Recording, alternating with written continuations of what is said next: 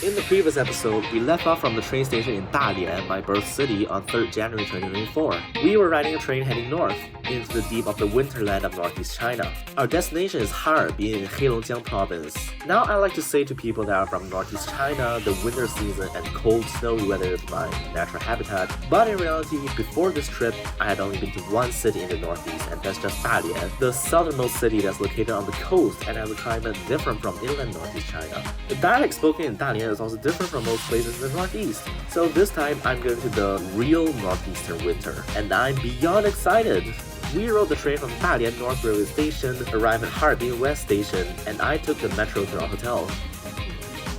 I stepped outside the metro station and onto the streets, and I loved the weather. The negative temperature was perfect. Checked into the hotel, get settled into the room, and the view was just wow. We could see a big roundabout there, and since we got the Simon Corner room, we could also see this side of the street. The city view is fantastic. This hotel gave out free class to guests. Later we went back out and arrived at the St. Sophia Cathedral, a Russian-style Orthodox church that's now open to the public as a tourist attraction. Harbin is sometimes called the Moscow of the East because of the heavy Russian influence on the city. That's correct, Russia played an important part in shaping the history of important northeastern cities like Harbin, and sometimes you can even see Russian language signs on streets. Went inside the market and ate some snacks for dinner, then came back out. It was already dark and the cathedral was illuminated. Here's a sign with northeastern sewing style, very colorful and flowery. We walked along the streets a bit further, then reached this Zhaolin Park, where an Ice Lantern Festival competition was going on. This is an annual festival where people from all over China as well as the world come to carve ice statues and light them up. Can you imagine university students being majors in oil fields and engineering come out to carve pieces of art that's only available during winter season? Oh hey, and here's an owl. Hoot hoot, do you do your Duolingo lesson today? It's either Spanish or vanish.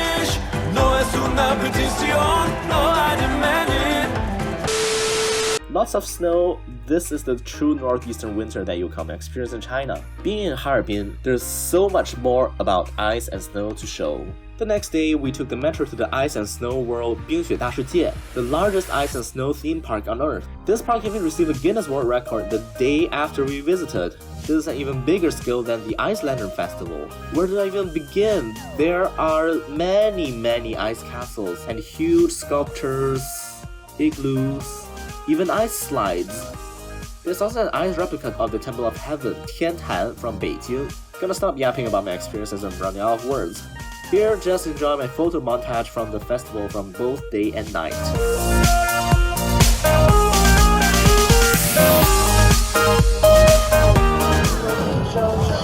录个像。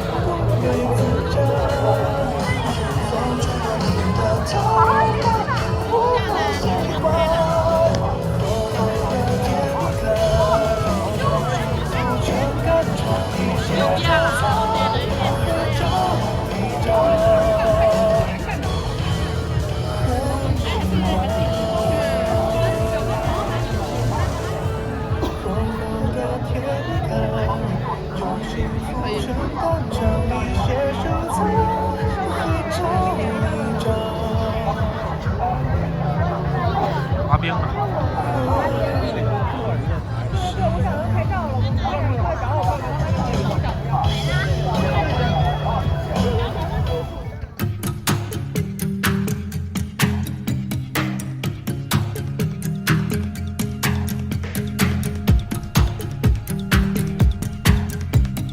The only disappointing thing about these few days is the temperature. It wasn't cold enough for my impression of Harbin. I mean, how the heck does it make sense that Harbin in January is warmer than Beijing in December? It was negative 14 degrees Celsius when I arrived in Beijing in December, but only negative 3 on the day of the Ice and Snow World in Harbin.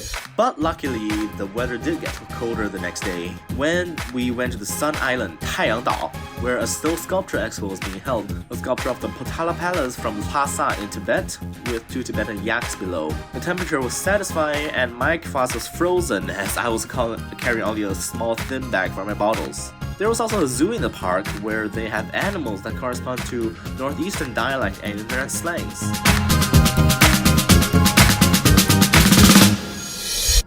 The deer probably wants food from me. I don't have any, not sure if it can drink kvass. alpacas. And then here, outside the enclosure, there's the black pig. Yep, pigs don't need to be inside cages, at least not during the daytime when the zoo is open to visitors. There's My Little Pony here, and here a donkey, it wants to sniff me. Burbs, so many of them. An African goat in the climate of Northeast China winter. I'm glad it's alive at least. Here's some bears in the glass enclosure. They're dancing to the Happy Happy Cat dance. A different colored pig, it looks like it's naked. And here, Yai Pico. You hear a Czech wolf, then here northeastern bunny rabbits. Ducks, so many of them. We then walked through the snow off the path. It went knee deep in some places, and I loved that. It was a great adventure. The only thing we didn't get to do was get down to the frozen Songhua River to ice skate, but it's okay. In the afternoon, we went to the Harbin Grand Theater, Harbin Dajiyuan, which wasn't a single building, but a complex including a theater hall and a museum. The theater square outside is huge, and the museum building on the other side is shaped like a ski slope. Over here, we have a passageway upstairs to no one knows where because the snow blocking the path was too thick. It'll probably only be accessible after spring sets in. Inside the theater building, the theater hall was closed, so we took some pics of the lobby. I also stumbled into a VIP room totally by accident, but it was fancy and I'm glad at least I didn't get chased out. When we went out, the sun was about to set again. The theater is located on the northern bank of the Songhua River that eventually flows east into Heilong River, also called the Amur in Russian. And here's some historical knowledge. The south of the Songhua River actually used to belong to Jilin province in the past, and thus, Harbin actually didn't used to be part of Heilongjiang. That was until the reorganizations of provinces shortly after the founding of the People's Republic of China, when the officials realized that Jilin already had an industrial center city Changchun as their capital, and it would be better to leave Harbin to Heilongjiang instead. So that's what they did. History section over. Now that I've established it, the Harbin Theater is officially the northernmost place on earth that I've ever been to. Harbin is also a music city recognized by the United Nations, as we see in the Harbin Music Museum. A lot of historic information about the music from pre-Chinese states that used to rule Northeast China and the areas around, many traditional and modern instruments here, and even toy pianos. By the time we finished touring the museum, it was already nighttime outside. Snowy winter nights are the most beautiful. Then we see the Ferris wheel from the Ice and Snow World again across the Songhua River. We had dinner at the Russian restaurant that has this menu. What the heck is this? This is a Cyrillic? Whatever. Just gonna enjoy the meal.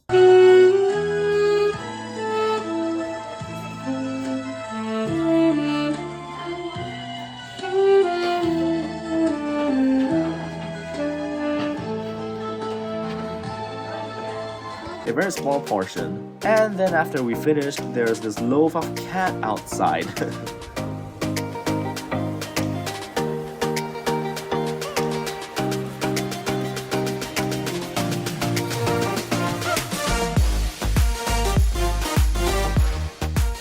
And also a Soviet soldier monument built to commemorate the Soviet liberation of the city and driving the Japanese occupiers out from China. The roundabout at night, and the buildings across the street. 6th of January, our last day in Harbin, we went out to see more churches and ice sculptures out in the residential areas along a road where a tram used to run through, and passing by a sign telling us to please mind the setup. In the afternoon, we went out to a part of the old city with many ha signs. Had a bunch with these buns and came across with a poster with what they claim to be Singaporean snack.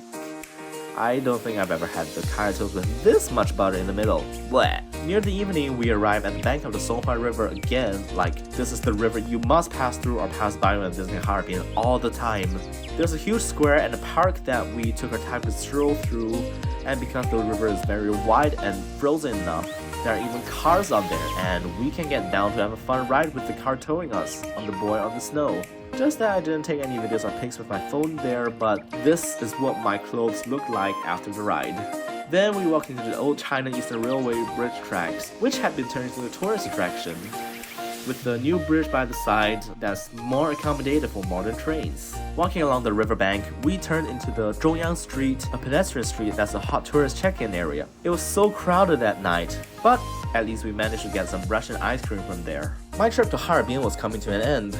We rode the metro to the Harbin railway station, the central station of the city, which had a very vintage feel to it. We will be riding the sleeper train back to Beijing, where we continue our journey in the next episode, so please, stay tuned.